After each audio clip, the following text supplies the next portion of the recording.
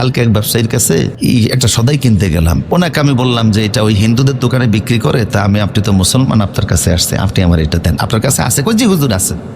এটার দাম কত? বললো এটা 80 টাকা করে, আধা কেজি 80 টাকা। বললাম আমার আধা কেজি দেন। অন্য দোকানে, অমুসলিমদের দোকানে, পাশাপাশি হিন্দু দোকান আছে, ওরা 80 টাকা করে বিক্রি করে, আপনি কত রাখবেন? টক দই আর কি। কি দই?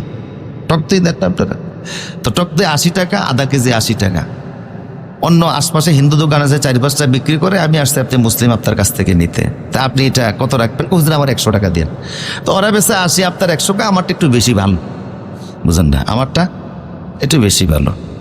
তো উনি ওনার দোকানের কর্মচারীকে বলেন এই হুজুরের জন্য আধা কেজি টক দই নিয়ে। তা আমার একটু সন্দেহ হলো ছেলেটা যায় কোথায়।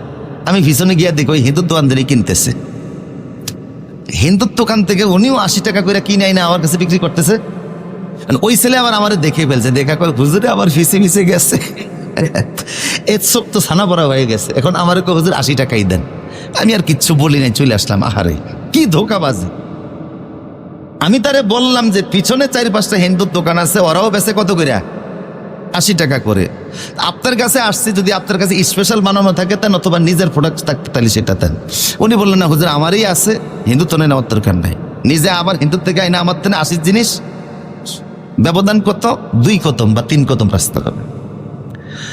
এখন মিথ্যা হলো মানুষের কি কথা বলে না, মিথ্যা কি পুঁজি, মিথ্যাটাই এখন ব্যবসা, মিথ্যাই হলো এখন পুঁজি।